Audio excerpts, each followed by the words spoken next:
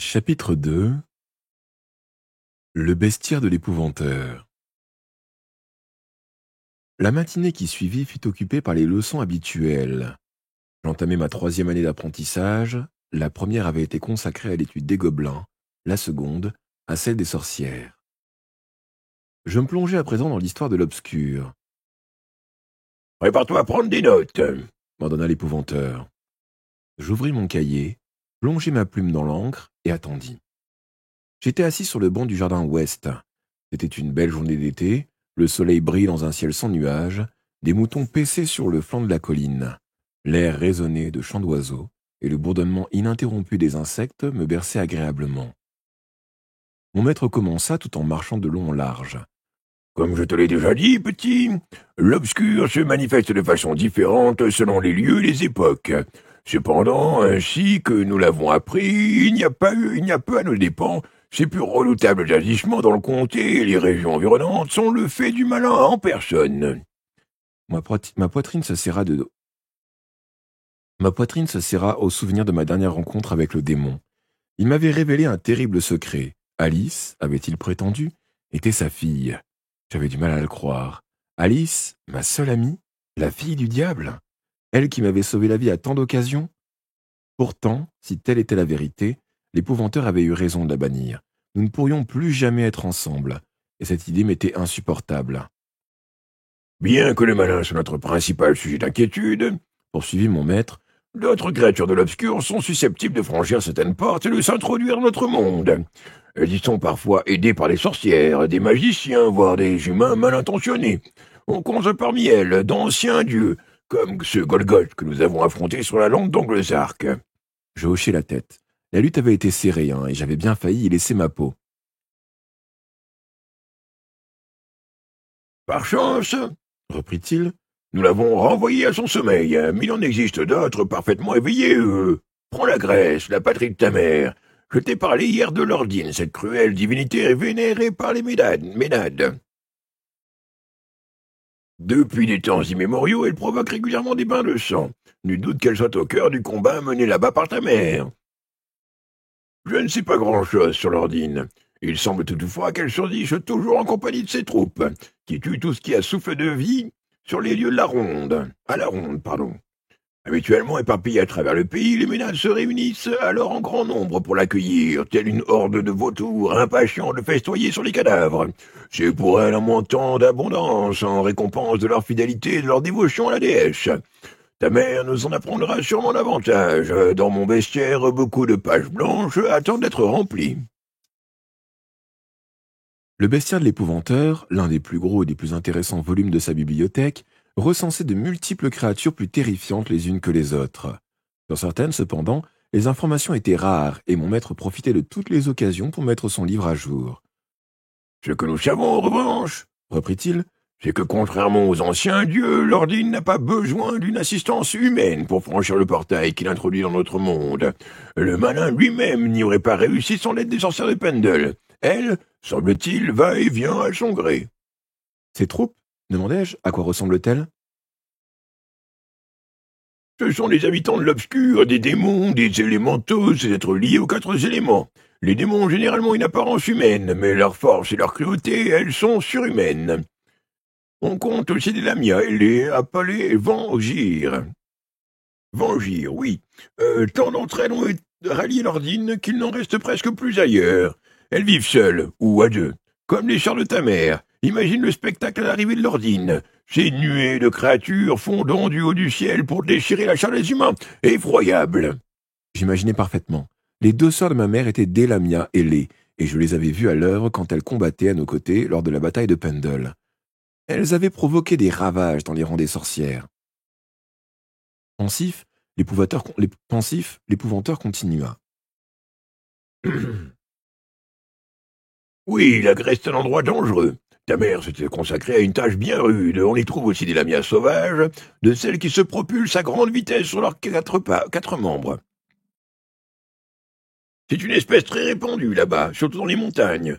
Cette leçon terminée, je te suggère de monter à la bibliothèque et te plonger dans mon vestiaire pour rafraîchir tes connaissances et d'en résumer les passages dans ton cahier. Vous avez cité les élémentaux. De quoi s'agit-il exactement? Ceux qui accompagnent l'Ordine sont des êtres liés au feu. Il n'existe rien de semblable dans le comté, mais je t'en dirai davantage une autre fois. Pour l'instant, nous allons reprendre l'étude de l'ancien langage, qui est beaucoup plus ardu que le grec ou le latin. » L'épouvanteur avait raison. Les exercices qui suivirent me donnèrent la migraine. Il était pourtant primordial que j'apprenne l'ancien langage, car il était parlé par les anciens dieux et leurs alliés.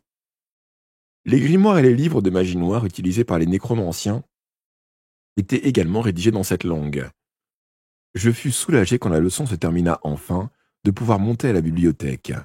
J'aimais cette pièce qui faisait la joie et la fierté de mon maître. Elle lui avait été laissée en héritage, ainsi que la maison, par son propre maître, Henri Horrocks. Certains ouvrages avaient appartenu à ses prédécesseurs et avaient été lus par plusieurs générations d'épouvanteurs. D'autres étaient de la main de John Gregory lui-même. S'il trouvait réunies des connaissances récoltées au long de vie consacrées à la lutte contre l'obscur... S'il trouvait réunies des connaissances récoltées au long de vie consacrées à la lutte contre l'obscur. Une des grandes craintes de l'épouvanteur était qu'il arrive à malheur à sa bibliothèque. C'est pourquoi il avait confié à Alice, quand elle habitait avec nous, la tâche de recopier les livres. Il estimait de son devoir de transmettre sa collection aux futurs épouvanteurs et d'ajouter sa contribution à ce précieux fonds de savoir. Des milliers de volumes étaient alignés sur les étagères, mais je mis aussitôt la main sur le bestiaire. Des créatures de toutes sortes y étaient recensées, depuis les gobelins et les démons, jusqu'aux sorcières et aux élémentaux, avec les dessins et les commentaires où l'épouvanteur relatait ses méthodes pour affronter l'obscur. Je le feuilletai pour trouver le chapitre consacré aux sorcières Lamia. La première Lamia, la mère de toutes les autres, était une magicienne d'une grande beauté. Elle tomba amoureuse de Zeus, le roi des anciens dieux, époux de la déesse Héra. Lamia commit l'imprudence de donner aux dieux plusieurs enfants. Lorsqu'Héra s'en aperçut, sa rage et sa jalousie furent telles qu'elle les massacra. Lamia, folle de douleur, se mua à son tour en tueuse d'enfants. Elle fit couler des ruisseaux de sang tandis que l'air retentissait des cris de détresse des malheureux parents. Les dieux finirent par la châtier. Ils transformèrent le bas de son corps en queue de serpent écailleuse. Après cette métamorphose, Lamia s'en prit aux jeunes gens. Elle les attirait dans une clairière, ne laissant apparaître que ses splendides épaules et son délicat visage au-dessus des fougères luxuriantes. Dès qu'un imprudent s'était approché, elle s'enroulait autour de lui, l'étouffait dans ses anneaux et les dents plantées dans le cou de sa victime.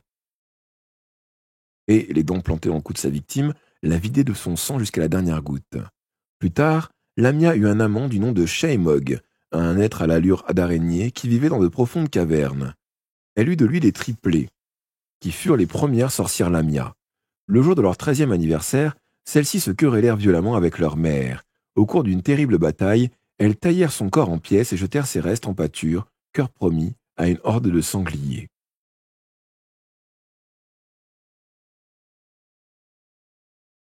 Venait ensuite une description des différentes sortes de Lamia, leur apparence, leurs mœurs, et l'élément le plus important pour un épouvanteur, la façon de se comporter avec elles. J'en savais déjà beaucoup sur le sujet. John Gregory avait vécu pendant des années avec une Lamia domestique du nom de Meg, tout en gardant sa sœur sauvage, Marcia, au fond d'une fosse dans la cave de sa maison d'Anglezark. Toutes deux étaient reparties en Grèce à présent, mais lors de mon séjour à Anglezark, j'avais eu le temps de les observer. Je poursuivis ma lecture, prenant parfois des notes. Cette révision n'était pas inutile. Je trouvais une référence au Vengir que l'épouvanteur avait mentionné plus tôt, et ces considérations me ramenèrent à ma mère. Tout petit déjà, j'avais compris qu'elle était différente. Son léger accent révélait qu'elle n'était pas native du comté. Elle ne supportait pas la lumière et gardait presque toujours les rideaux fermés dans la journée. Puis, j'avais appris de mon père comment il l'avait sauvée en Grèce. Plus tard, elle m'avait fait une révélation importante. En tant que 7e fils d'un 7e fils, je possédais des dons particuliers. J'étais le cadeau qu'elle faisait au comté, une arme vivante contre l'obscur. Il me manquait cependant la dernière pièce du puzzle, qui était vraiment maman. Ses sœurs étaient des Lamia ailées, une espèce que l'on rencontrait rarement, ainsi que l'épouvanteur l'avait souligné.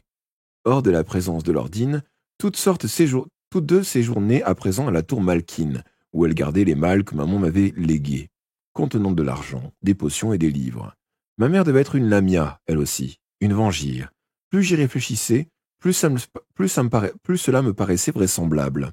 Encore un mystère qu'il me fallait résoudre, même s'il m'était impossible de questionner maman directement. C'était à elle de m'en parler, me semblait-il.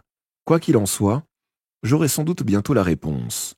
En fin d'après-midi, l'épouvanteur m'accorda quelques heures de liberté. Je partis donc me promener dans les collines, je grimpai jusqu'au pic de Parlik, je contemplais les ombres des nuages courant sur la vallée en contrebas. J'écoutais le cri si particulier des pluviers. Piwit, piwit, et je pensais à Alice. Comme elle me manquait. Nous avions passé tant de moments heureux à courir sur ces pentes, le comté verdoyant à nos pieds. Sans elle, ces paysages n'avaient plus aucun charme. J'attendais avec impatience qu'arrive la fin de la semaine pour que nous nous mettions en route, l'épouvanteur et moi.